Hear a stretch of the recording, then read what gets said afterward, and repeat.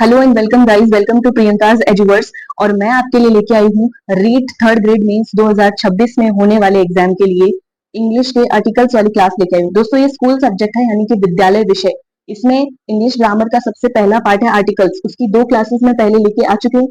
इस क्लास में मैं आर्टिकल्स का रिविजन करवाने वाली हूँ, जिसमें आपको आर्टिकल्स का जीरो टू हीरो पूरा का पूरा रिविजन मिलेगा और 20 प्रैक्टिस क्वेश्चंस भी मिलेंगे, जो बहुत ज्यादा इंपॉर्टेंट है। और इस क्लास से आपको आर्टिकल्स पूरे के पूरे क्लियर हो जाएंगे। तो चलिए शुरू करते हैं। इंग्लिश आर्टिकल्स ए एन और जीरो आर्टिकल्स कहाँ कहाँ यूज होंगे, हम देखते हैं इस पीडीएफ के माध्यम से। इसकी जो पीडीएफ है, ये मैंने अपने Telegram channel REET warriors by Priyanka Eduverse में डाल दिया है।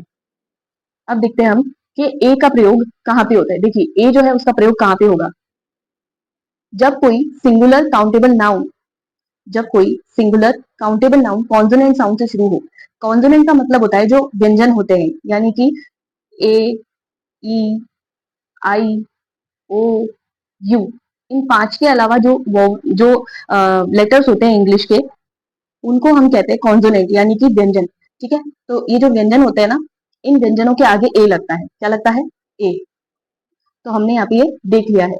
तो आगे देखते हैं। देखो, जब कोई चीज पहली बार इंट्रोड्यूस हो रही हो, यानी कि हम किसी संज्ञा के बारे में पहली बार जिक्र कर रहे हो, वहां पे भी ए लगता है। जैसे कि आपके सामने एग्जांपल है, a boy, a dog, a house, a university. अब देखिए, अब ये जो स्पेलिंग है, ये यू से शुरू हो रही है, राइट?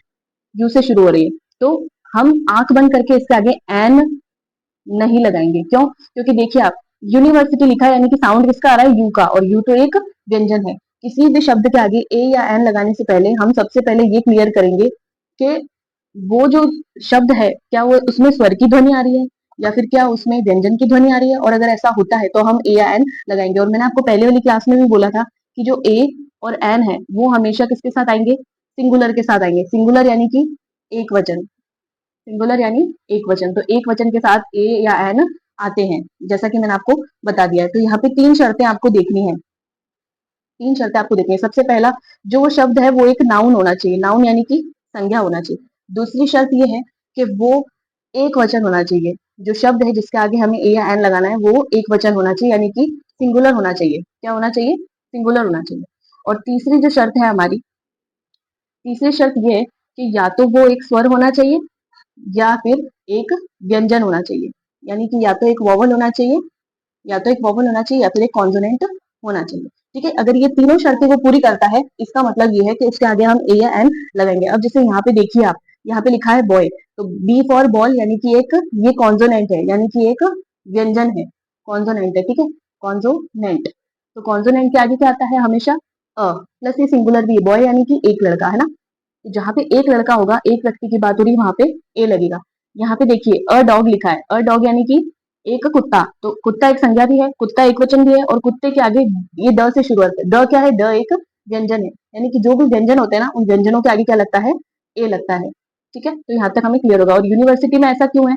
यूनिवर्सिटी में ऐसा ए इसलिए लगा है क्योंकि यूनिवर्सिटी एक संज्ञा है, प्लस यूनिवर्सिटी जो है वो यू से शुरू हो रहा है, और यू क्या है? यह एक क्या है? व्यंजन है, यानी कि एक कॉन्सोनेंट है। ठीक है, एक कॉन्सोनेंट है। आई होप यहाँ तक आपको क्लियर हुआ होगा।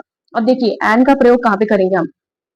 एन का प्रयोग, ये देखिए, जब noun vowel sound A E I O U से शुरू हो। स्पेलिंग नहीं, प्रोनाउंसिएशन इंपॉर्टेंट है। ये सबसे इंपॉर्टेंट चीज है, ये आपको याद रखनी है कि हमें किस पे नहीं जाना है, हमें स्पेलिंग पे नहीं जाना है। ठीक है, हमें स्पेलिंग पे बिल्कुल नहीं जाना है, हमें प्रोनाउंसिएशन पे जाना है। प्रोनाउंसिएशन का मतलब है हमें बोलकर देखना है उस चीज को। क्या करके देखना है?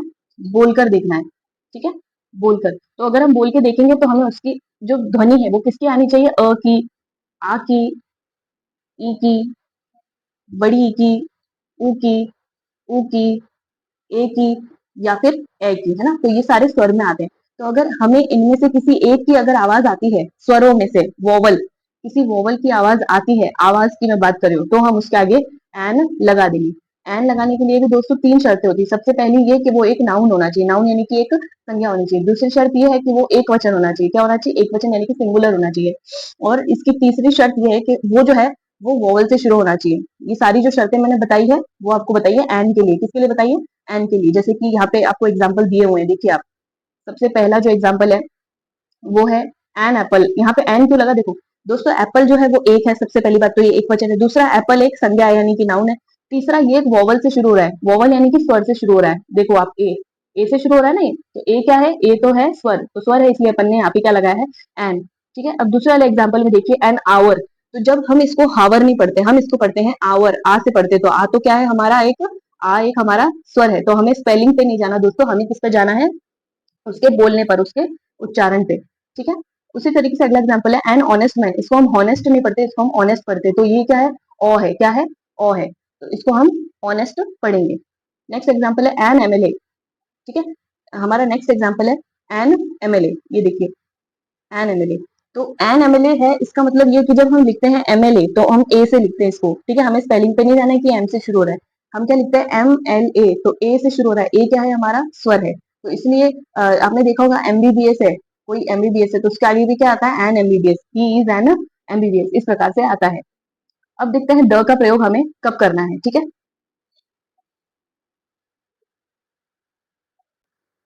अब देखिए द का प्रयोग कहाँ पे होगा, जब नाउन स्पेसिफिक हो, यानी कि जाना पहचाना हो, यहाँ पे हम द तब यूज करते हैं जब हम किसी चीज को जानते हैं या फिर पहचानते हैं। फिर तब आता है जब नाउन यूनिक हो। ठीक है, तब आता है जब नाउन क्या हो, यूनिक हो, यानी कि अलग हो, जिसको हमने पहले कभी देखा ना हो, या फिर जो दुनिया में सिर्फ एक हो। प्लस जब कोई म्यूजिकल इंस्ट्रूमेंट की हम बात करें, जैसे गिटार, वायलिन, पियानो, इनकी बात करें ना, तो उसके आगे हमेशा क्या लगता है, द लगता है। ठीक है, दूसरा जो है वो है रिवर्स, रिवर्स यानी नदियों के नाम के आगे भी द लगता है। न्यूज़पेपर जैसे कि the times of India, the नव भारत टाइम्स, द राजस्थान पत्रिका, इनके आगे हमेशा क्या लगता है, द लगता है। फिर द किसके आगे लगता है, देखिए ये इंपॉर्टेंट है, द सुपरलेटिव डिग्रियों के आगे भी लगता है। सुपरलेटिव का मतलब होता है जैसे कि द बेस्ट, है ना, द बेस्ट, द वर्स्ट, यानी कि जो सबसे कम हो या फिर सबसे ज्यादा हो, उन सबके आगे क्या लगता है, द। इसका मैंने आपको एग्जाम्पल भी दिया है पहले। तो देखिए अब कुछ इंपॉर्टेंट चीजें हैं जिनके आगे द लगता है, जैसे कि आप देखिए यहाँ पे द सन, सन यानी सूरज, सूरज पूरी दुनिया में कितना है, एक है, तो इसलिए इसके आगे द लगाते हैं। द मून, द मून के आगे चांद भी एक है, इसलिए हम क्या लगाते हैं, द।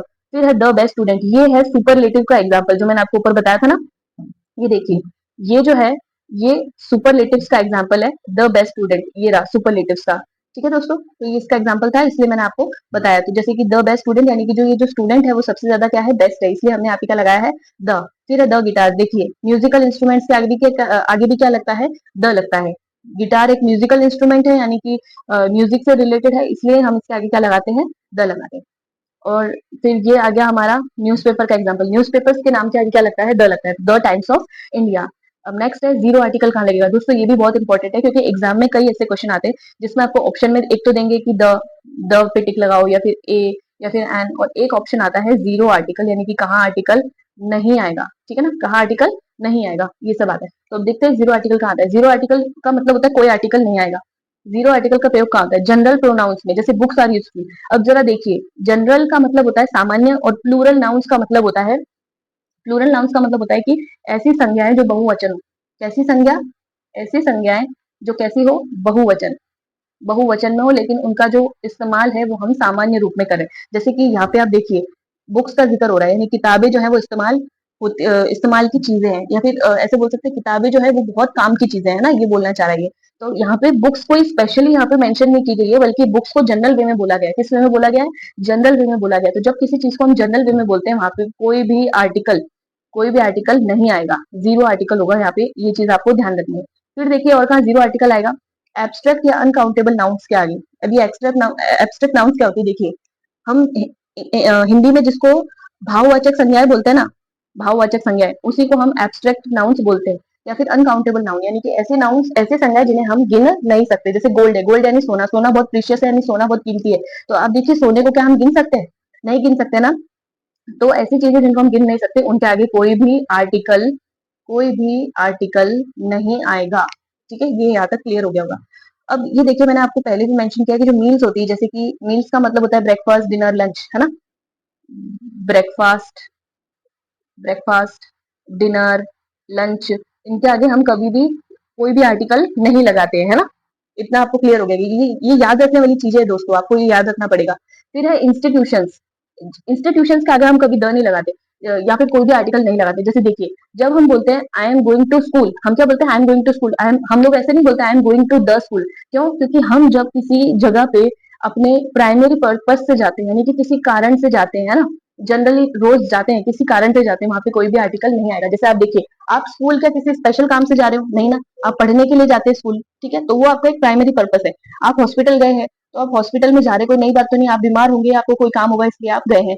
आप जेल जाते हैं, आप कोई जेल सामान्य बात से नहीं जाते हैं, ठीक है ना। तो जब हम अपने किसी प्राइमरी पर्पज से जाते हैं, वहां पे कोई भी आर्टिकल नहीं आने वाला। ये है ना बहुत इंपॉर्टेंट चीज है, आप इसको ध्यान रखना, ठीक है। फिर है हमारा कि language games, language and games. Language यानी कि वही मैंने आपको बताया, हिंदी इंग्लिश जो सब्जेक्ट्स होते हैं ना, subject Hindi English math science, उनके आगे कभी भी द या फिर कोई आर्टिकल नहीं आने वाला। और गेम्स जो होते हैं जैसे क्रिकेट या स्पीक इंग्लिश, जैसे प्ले क्रिकेट बैडमिंटन, इनके आगे कभी भी द या फिर कोई भी आर्टिकल नहीं आने वाला। ये सब खाली रहता है, यानी कि इन सब में जीरो आर्टिकल आता है। तो आई होप यहाँ तक आपको पूरा का पूरा रिविजन हो गया होगा। इसकी जो पीडीएफ है वो मैंने टेलीग्राम पे डाल दी है, आप जाके देख सकते हैं। और मैंने सिर्फ इसी का नहीं बल्कि मेरे राजस्थान जीके के नोट्स और यहाँ तक कि मनोविज्ञान से संबंधित नोट्स, और मैं अपने चैनल पे भी पोल्स वगैरह यूट्यूब कम्युनिटी पोस्ट डालती रहती हूँ, जिसमें मैं इंपॉर्टेंट क्वेश्चंस आपको विद एक्सप्लेनेशन देती हूँ। तो आप मेरे चैनल को जरूर फॉलो कर लेना और सब्सक्राइब कर लेना। मैं आगे से आगे इंग्लिश की क्लासेस भी लाती रहूंगी, और साइकोलॉजी की ट्रिक्स वाली वीडियो तो आ ही रही है, जिसमें मैं परिभाषाओं को उनके जो मनोवैज्ञानिकों ने दिया है उनको ट्रिक्स के साथ याद करवाती हूँ, और उसके लिए सबका बहुत अच्छा रिस्पॉन्स है। तो अब मैं आपको आर्टिकल से रिलेटेड 20 प्रैक्टिस क्वेश्चन करवाती हूँ, और इसके बाद आपको आर्टिकल्स पूरे सही हो जाएंगे। और आर्टिकल से कोई भी क्वेश्चन आया तो आपका एक भी मार्क्स नहीं कटेगा, आपके सारे के सारे क्वेश्चन बिल्कुल सही होने वाले। तो चलिए देख लेते हैं उनको भी।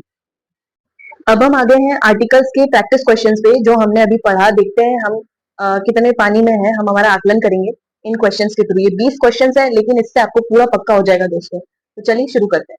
देखिए सबसे पहला जो क्वेश्चन है वो है हमारा, he is dash honest man, ठीक है। तो he is dash honest man, पहले आप ये देखिए कि किससे शुरू हो रहा है, एच से शुरू हो रहा है, लेकिन इसको हम क्या बोलेंगे, ऑनेस्ट। तो ये ओ से शुरू हो रहा है, ओ की आवाज आ रही है, और ओ क्या है, स्वर है, ठीक है। ऑनेस्ट मैन यानी कि एक संज्ञा है, संज्ञा है प्लस एक वचन, एक आदमी की बात हो रही तो हम आंख बंद करके एन लगा देंगे। तो दोस्तों इसका जो सही उत्तर हो जाएगा वो होगा एन, क्योंकि एक्सप्लेनेशन देखिए इसमें, honest starts with a silent H and the first word is a vowel, so we use an, यानी कि जो इसमें ऑनेस्ट का जो पहला अक्षर है वो साइलेंट है, फिर उसके बाद आता है ऑनेस्ट यानी कि ओ, और जो है वो स्वर है, इसलिए इसमें क्या आ गया, एन आ गया। अब चलते हैं दूसरे क्वेश्चन की तरफ। जो हमारा दूसरा क्वेश्चन है वो है, I saw dash elephant at the जू, यानी कि अब हमें देखना है जिसके आगे डैश है उस वाले शब्द को हम पकड़ेंगे। एलिफेंट बोल के देखिए, एलिफेंट, एलिफेंट ऐसे शुरू हो रहा है, ये एक स्वर है, ठीक है, प्लस एलिफेंट एक है, एक वचन है, और क्या है इसमें, इसमें स्वर की आवाज भी आ रही है, और ये एक संज्ञा भी है, ठीक है। इन तीनों शर्तों को ये पूरा कर रहा है ना। ए यानी स्वर है, और वॉवल के आगे हम क्या लगाते हैं, एन, तो इसका क्या उत्तर हो जाएगा सही, an. I saw an elephant at the zoo, ये देखिए इसका उत्तर, करेक्ट आंसर जो है वो बी, एन। इसका एक्सप्लेनेशन ये है, elephant starts with a vowel sound, यानी कि एक वोवल यानी स्वर से शुरू होता है, इसलिए हमने इसमें क्या लगाया है, एन लगाया है। नेक्स्ट क्वेश्चन देख लेते हैं, he bought dash umbrella from the market. अब हमें देखना है कि डैश किसके आगे, अम्ब्रेला के आगे। अब जरा बोल के देखिए, अम्ब्रेला, अम्ब्रेला को बोल के देखेंगे तो हमें स्वर की ध्वनि आ रही है, यानी कि अ की, अ एक वॉवल है। अम्ब्रेला देखिए, अम्ब्रेला एक संज्ञा है, प्लस ये एक वचन है यानी सिंगुलर है ना। तो हम आंख बंद करके क्या लगा देंगे, एन लगा देंगे। तो इसका जो सही उत्तर हो जाएगा वो हो जाएगा an. Umbrella begins with the vowel sound, hence an is used.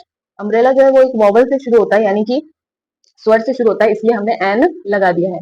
अगला क्वेश्चन देखते हैं, I have dash idea, I have dash idea. तो अब इसमें देखिए, आइडिया, आप बोलते देखिए आइडिया, तो ये आ से ही शुरू हो रहा है, और आ एक स्वर है, ठीक है, प्लस ये आइडिया जो है विचार, यहाँ पे ये एक संज्ञा का काम कर रहा है, ठीक है, संज्ञा है प्लस एक वचन है, इसको कितना आइडिया आया है, एक ही आइडिया है, इसलिए हम क्या लगा देंगे, आंख बंद करके एन।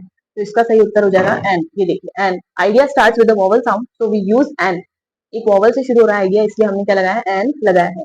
नेक्स्ट है, she adopted dash European dog. अब देखिए हमें इसकी स्पेलिंग पे नहीं जाना, हमें इसको बोल के देखना है। बोलिए यूरोपियन, यूरोपियन, यूरोपियन किससे शुरू है, यू से, और यू जो है वो एक व्यंजन है, यानी कि कॉन्सोनेंट है, स्वर तो नहीं है, तो स्वर नहीं है। तो प्लस आप ये भी देखिए कि यूरोपियन जो है वो एक वचन है, ठीक है, प्लस क्या है, एक संज्ञा भी है, तो हम आंख बंद करके ए लगा देंगे।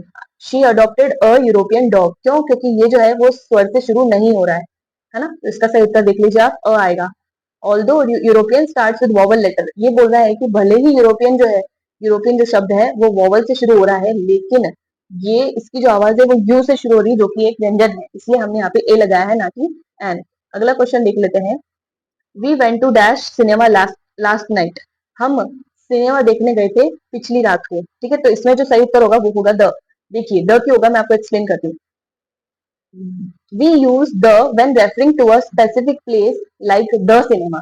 हम द तब लगाते हैं जब हम किसी स्पेसिफिक जगह की बात कर रहे हो। अब सिनेमा यहाँ पे एक स्पेसिफिक जगह है, यानी कि हम स्पेशली उसके लिए जा रहे हैं, यानी कि हम जनरली सिनेमा में नहीं जा रहे, लेकिन हम स्पेशली कहाँ जा रहे हैं, सिनेमा देखने जा रहे हैं। तो जब हम किसी जगह स्पेशली जा रहे हैं या फिर कहीं स्पेशल जगह की बात हो रही है, वहां पे हम क्या लगाते हैं, द।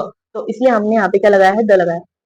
नेक्स्ट है सनराइजेज इन दी ईस्ट। अब देखिए यहाँ पे क्या है, डैश है। तो अब इसका हम अंदाजा लगा सकते हैं कि सन जो है वो पूरी दुनिया में एक है, और कोई चीज स्पेशल हो तो उसके आगे हम क्या लगाते हैं, द लगाते हैं। तो सन जो है वो क्या है, पूरी दुनिया में एक है, स्पेसिफिक चीज है ना, इसलिए हम क्या लगाते हैं, द। देखिए यहाँ पे एक्सप्लेनेशन दे रखी है, sun is a unique thing so we use the, यानी कि सन एक स्पेशल चीज है जो पूरी दुनिया में एक है, इसलिए हमने क्या लगाया है, द। अब नेक्स्ट देखिए आप, शी इज डैश आर्टिस्ट। अब देखिए इसमें आर्टिस्ट बोल के देखिए, आर्टिस्ट जो है वो आ से शुरू हो रहा है, प्लस आर्टिस्ट एक संज्ञा भी है, प्लस ये एक वचन भी है। क्या है, एक वचन है, यानी कि आ जो है ये वोवल भी है, ये नाउन भी है, और ये सिंगुलर भी है, इसलिए हम क्या लगा देंगे, an. She is an artist. ये देखिए इसका उत्तर है, artist start with the vowel sound. Next है हमारा, he is dash university student. अब देखिए इसमें क्या आएगा, यूनिवर्सिटी बोल के देखिए आप, यूनिवर्सिटी ये भले ही वोवल लेटर लिखा हुआ है ना, यू लिखा है, लेकिन आप इसको बोल के देखेंगे, यूनिवर्सिटी यू से शुरू हो रहा है, और यू तो क्या है, एक व्यंजन है, यानी कि व्यंजन है, यानी कि कॉन्सोनेंट है, यानी कि इसके आगे एन तो नहीं आएगा, तो बचा क्या, अ। तो he is a university student, इसका आंसर हो जाएगा। फिर अगला है हमारा, there is dash book on the table. अब इसको देखिए आप, बुक है, बुक कितनी है, एक है, यानी सिंगुलर है, प्लस ये एक संज्ञा है, नाउन है ना, प्लस बुक बोल के देखिए, बुक जो है वो किस कैसी ध्वनि आ रही है, बुक की स्वर की आ रही है कि व्यंजन की आ रही है, व्यंजन की आ रही है, यानी कि एक कॉन्सोनेंट है, तो हम क्या लगा देंगे, a. There is a book on the table, तो अ इसका सही उत्तर हो जाएगा। ये देखिए अ, इसकी एक्सप्लेनेशन भी दे रखी है, book starts with a consonant sound and it's mention for the first time. यानी कि जब हम किसी चीज का पहली बार में जिक्र कर रहे हैं, जिस नाउन के बारे में पहली बार में जिक्र हो रहा है, तो वहां पे हम ए लगा देंगे। ठीक है, फिर है, दे क्लाइम्ड डैश माउंट एवरेस्ट। इसका देखिए सही उत्तर होगा इसका, द। देखिए इसका सही उत्तर हो जाएगा द। क्यों, क्योंकि देखिए यहाँ पे mountains rivers seas etcetera use the. Mount Everest के लिए यहाँ पे दोस्तों कुछ कुछ कंफ्यूजन होता है, जैसे मैंने पहले वाली वीडियो में आपको बताया था, माउंट एवरेस्ट के आगे द नहीं लगेगा, है ना, लेकिन यहाँ पे माउंट एवरेस्ट में द लग रहा है, क्यों, क्योंकि ये अलग अलग सेंटेंस के लिए अलग अलग यूज होता है। जैसे माउंट एवरेस्ट की अगर हम बात करें, तो माउंट एवरेस्ट एक माउंटेन है ना, उनके आगे द लगता है, लेकिन जो माउंटेन रेंजेस होती है उनके आगे भी द लगता है। इस चीज का स्पेसिफिकली कोई एक्सप्लेनेशन नहीं है, लेकिन इसके इसके लिए हम यहाँ पे क्या लगाने वाले हैं, द लगाने वाले हैं, क्योंकि यहाँ पे एक माउंटेन की बात हो रही है, तो दे क्लाइम्ड द माउंट एवरेस्ट आएगा, तो इसका सही आंसर हो जाएगा द। जैसे आप यहाँ पे देख सकते हैं, माउंटेन्स रिवर्स सीज, इसके लिए क्या लगाते हैं, हम द लगाते हैं। माउंटेन्स जैसे कि पहाड़ हो गए, हिमालय, द हिमालय लगाते हैं। रिवर्स यानी नदियां, गंगा यमुना, इनके आगे द लगता है। सीज यानी कि समुद्र, इनके आगे क्या लगता है, इनके नामों के आगे द लगता है।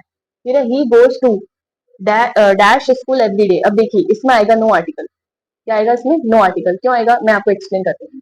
मैंने आपको इससे पहले भी बताया था लास्ट वाले पॉइंट में कि जीरो आर्टिकल कहाँ आएगा, स्कूल वगैरह के लिए। जैसे स्कूल जो है हम प्राइमरी पर्पज के लिए जाते हैं, यानी कि हम जनरली जाते हैं वहां पे, वो हमारा मेन जगह है जहाँ पे हम पढ़ाई करते हैं, तो वो हमारा एक प्राइमरी पर्पज है, यानी कि हमारी प्राथमिकता है वो स्कूल जाना पे। तो ऐसी जगहों पे द या फिर कोई आर्टिकल नहीं आएगा, तो इसका सही उत्तर हो जाएगा नो आर्टिकल। देखिए यहाँ पे no article, no article is use when we refer to school in a general sense, यानी कि स्कूल का काम ही यही है कि हम वहां पे जाएंगे पढ़ने के लिए, तो ये हमारा एक प्राइमरी पर्पज है, इसलिए यहाँ पे कोई आर्टिकल नहीं आया।